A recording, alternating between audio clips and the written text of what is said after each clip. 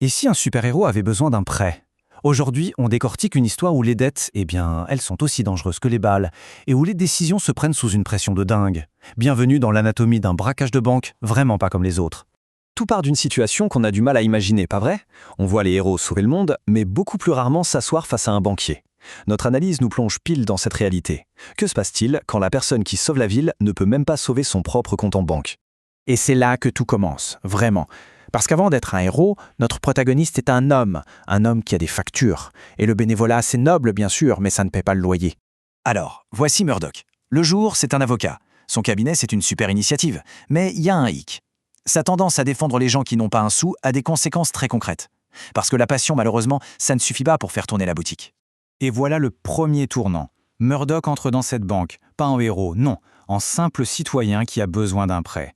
Face à lui, Youssouf Khan, le directeur adjoint. Et la réponse, elle est cash, c'est non. Une porte se ferme, mais une autre, beaucoup plus dangereuse, est sur le point de s'ouvrir en grand. Murdoch vient à peine d'encaisser ce refus que la situation, elle, bascule complètement. Ce qui était une mauvaise journée pour son cabinet est sur le point de devenir la pire journée de toute l'histoire de cette banque. Et là, c'est le chaos total. Les portes volant en éclats, des cris de panique partout.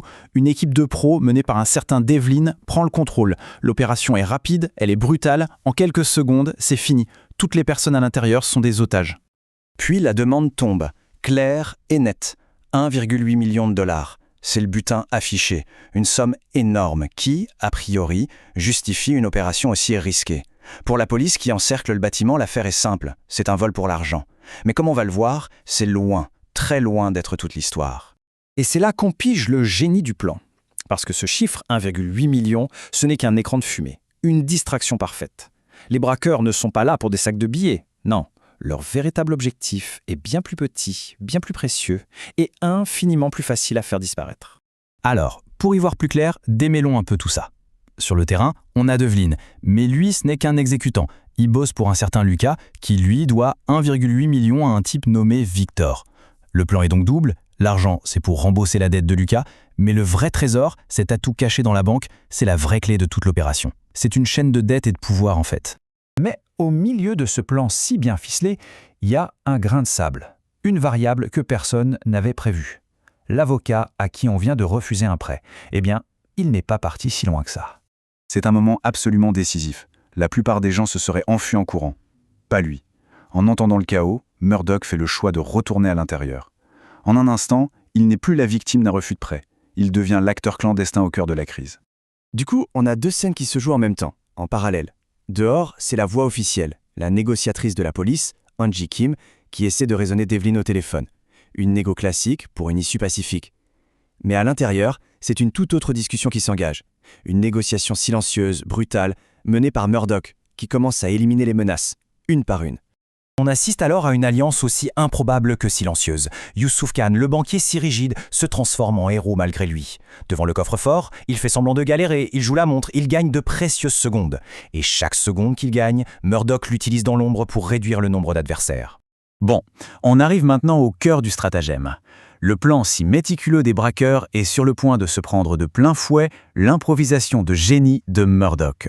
Le mystère est enfin levé. Le véritable objectif n'a jamais été l'argent. C'était ça. Un diamant, une pièce unique, d'une valeur inestimable, cachée tout au fond du coffre. C'est pour cette petite pierre que Devlin et son équipe ont risqué la prison à vie. En comprenant l'enjeu, Murdoch élabore un contre-plan hyper audacieux. Il ne va pas juste se battre, il va jouer. L'idée est brillante, donner à Devlin l'illusion de la victoire. Il va lui faire croire qu'il a le diamant pour mieux le coincer au moment de sa fuite, en plein dans la confusion de l'assaut de la police. C'est un pari purement psychologique. Et du point de vue de Devlin, tout se passe comme prévu. Pour lui, le plan est un succès total. Il voit Murdoch lui donner le butin. Dans sa tête, c'est bon, c'est fait. Le diamant est à lui, la victoire est totale. Il ne lui reste plus qu'à sortir de là. Mais est-ce que c'est vraiment le cas? C'est là tout l'art du plan de Murdoch. Créer une illusion parfaite pour mieux faire tomber son adversaire. Le signal est donné, la police lance l'assaut. Là, c'est le chaos total. Et c'est dans ce chaos que toute la stratégie de Murdoch va se jouer, avec des conséquences pour absolument chaque personne impliquée. Devlin joue sa dernière carte. Déguisé en flic, il essaie de se fondre dans la masse pour filer à l'anglaise. Une ruse plutôt maligne. Sauf que Murdoch l'avait anticipé. Au milieu de la fumée et des cris, il l'intercepte. Fin de la partie.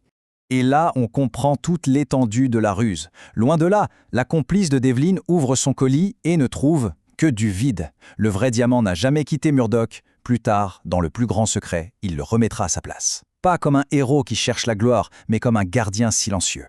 Et c'est ici que la boucle est bouclée. Yusuf Khan, l'homme qui voyait Murdoch comme un mauvais risque financier, a découvert la personne derrière le dossier. Sa gratitude est immense et ça dépasse le cadre pro. Ce qu'il lui offre, ce n'est pas un prêt, c'est quelque chose de bien plus personnel, une invitation à dîner. On termine donc là-dessus. Murdoch n'a pas eu son prêt, mais il a gagné le respect de l'homme qui aurait pu l'aider. Ça soulève une question assez amusante finalement. Dans ce monde de finance et de courage, qu'est-ce qui a le plus de valeur? La réponse, elle reste ouverte.